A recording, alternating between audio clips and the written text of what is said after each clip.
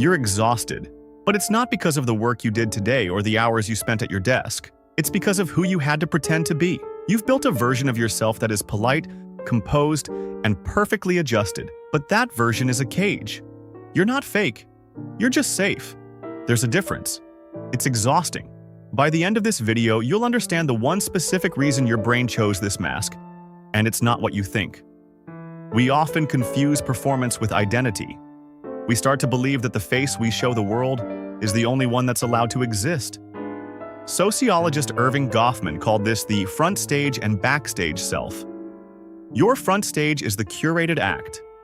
The smile you force when you're annoyed, the "I'm fine" you say when you're breaking. In other words, you've become the lead actor in a play you never signed up for. But here's the kicker. You aren't just hiding from others. You're hiding from yourself. You spend so much energy auditing your own personality that the real you is buried under layers of expectations. Do you even know who's left under there? In the next part, we'll see how this act started as a way to survive. The mask wasn't a choice you made as an adult. It was childhood intelligence. Carl Jung spoke extensively about the persona, the mask we wear to satisfy the demands of society. But he also warned about the shadow, the parts of ourselves we suppress because we think they're unlovable. Your brain didn't wait for permission. It flipped a switch to keep you safe. If you grew up feeling that the real you led to rejection, your brain built a shield. You became the reliable one, the quiet one, the perfect one. You survived. You didn't abandon yourself because you were weak. You did it because you were smart. That's not a flaw. That's a survival strategy. In other words, your mask is just thousands of hours of data refined into a shield. Knowing why you do it is the first step toward freedom.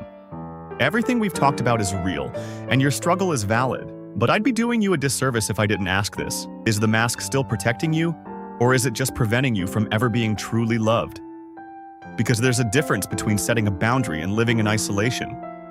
If you keep shape-shifting to fit every room, you might eventually forget which shape is actually yours.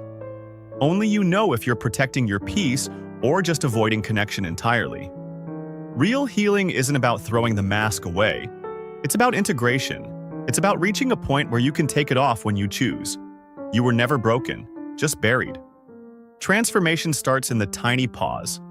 That 1 second where you decide to say no instead of a hollow yes. Where you choose to be honest instead of agreeable. Drop a comment with the word unmasked if you're ready to stop performing. I want to see how many of us are tired of the act. If this hit home, hit subscribe. We go deeper every day. You are allowed to be a person, not just a preference for others. Protect your peace.